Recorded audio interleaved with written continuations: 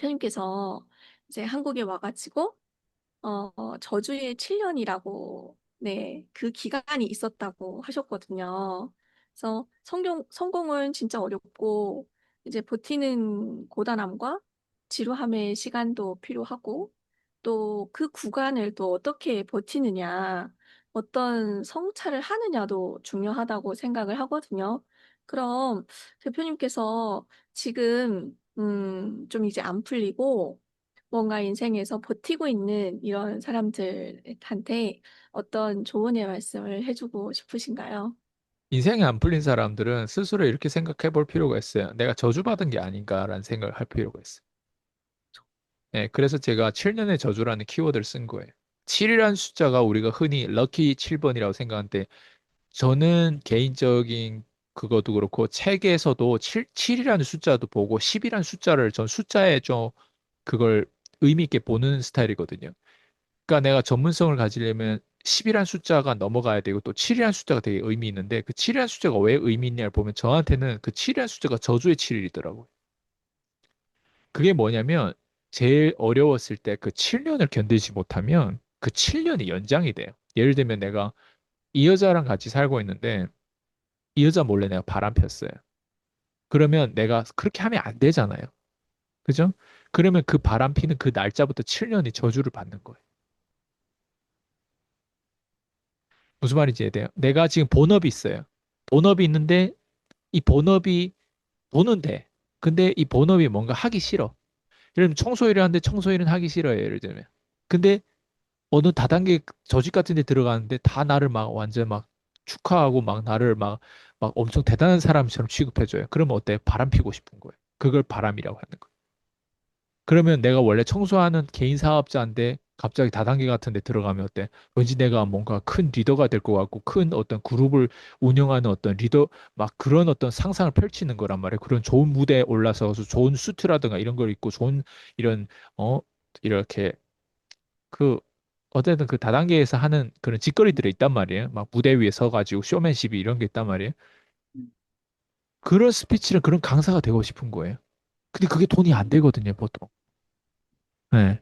차라리 청소 일을 하면서 오히려 거기서 니치마켓, 거기서 틈새 시장을 찾아가지고 오히려 그걸 극대화해가지고 돈이 안 되더라도 그걸 극대화하는 건 다른 거 없거든요. 거기서 돈을 세이브해가지고 금융에 투자해가지고 오히려 앞으로 10년, 20년 지났을 때 백만장자 되기 훨씬 더 수월하거든요. 바람 펴가지고 백만장자 되는 건 없어요, 세상에. 근데 대부분 사람들이 뭐 하냐면 그게 싫다는 이유로 어때요? 그 감정적으로 어때요? 다른 데 바람 피게 되는 거예요. 제가 지금 여자 얘기한 것 같지만 본업에 대한 얘기하는 것 같지만 바람 얘기하는 것 같지만 그게 다 똑같은 얘기예요, 지금. 우리 인간의 속성을 하는 본질적으로 접근하거든요. 본질적으로 접근해야 제일 깔끔해요. 왜냐면 그게 다 어딘가나 다 통합이 되기 때문에 그래요. 그러면 저주의 7년이라고 하면 그게 그런 뜻이에요. 내가 인생이 안 풀린다? 가만히 보면 내가 자꾸 조금 인생이 풀릴 것 같은 7년을 누적했는데 그 7년을 채우지 못해가지고 자꾸 그 7년을 연장하면 어때? 저주의 7년이 계속 평생 가는 거예요. 그리고 내가 겨우 여기까지 왔어요. 겨우 내가 인생이 풀릴 것 같아. 근데 인생이 풀릴 때 우리가 마탱이 간단 말이에요. 먹튀하고. 그때 어때요? 마탱이 갔을 때 기존에 내가 인생이 풀리면서 나랑 함께 나를 도와줬던 사람을 어때? 배신하게 되면 저주의 7년이 새롭게 시작되는 거예요. 네.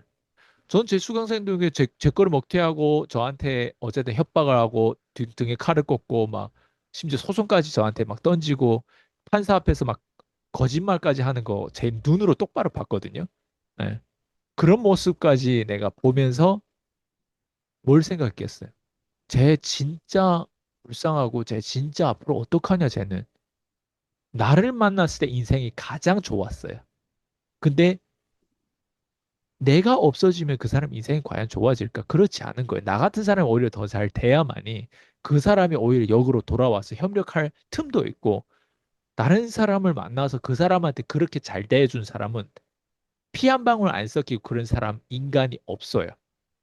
나 같은 호구가 없다라는 거예요. 그 사람은 그걸 영원히 못 만나요. 그 말은 뭐냐? 7년의 저주 그 사람은 계속 연장이 돼요. 그 사람 나이가 적지 않단 말이에요. 근데 그 나이에서 계속 다음. 그 자녀들도 이걸 못 배우면 어때요? 20대, 30대, 40대 계속 7년의 저주가 연장되면 어떨 것 같아요? 인생의 인간 관리에 있어서 가장 우리가 회피해야 되고 가장 두려워할 대상자가 7년의 저주예요. 7년의 저주는 건강도 있고, 그리고 인간관계도 있고, 돈도 있어요. 예. 내가 내 자신이 주제 파악을 못해서 마라톤에서 마지막 1km만 남기고 상위권에 들어가려고 1km만 남기고 길을 쓰다가 실신해서 거기에서 많은 문제가 생기면서 그걸 더 make it right 하려고 하다가 예, 불면증까지 심각하게 지금 걸려가지고 지금도 계속 치유 중에 있단 말이에요. 그 말은 뭐냐? 내 주제 파악을 건강 안에서는 못한 거예요. 이해돼요? 왜 과거에 내가 그렇게 잘했던 것들을 내가 그렇게 훈련을 안 하고도 난 또 잘할 수 있다라고 내 스스로 때 나를 과대평가했단 말이에요. 체력적인 면에서. 근데 내가 그동안에 내가 내 자신의 체력을 내가 어떻게 대했냐? 거의 항상 저는 누워있는 걸 좋아했단 말이에요. 그런 사람이 어떻게 마라톤을 뛰어요? 네. 허리도 안 좋아요. 근데 마라톤을 뛰는 마인드는 좋다 보니까 어때? 내 신체하고 그게 안 맞는 거예요, 서로. 소프트웨어, 하드웨어가. 그러니까 그게 무슨 말이냐? 나를 모르면 7년의 저주가 쉽게 걸리기 쉬워요. 근데 내가 이 건강의 문제 언제 해결할 수 있냐? 모르겠어요.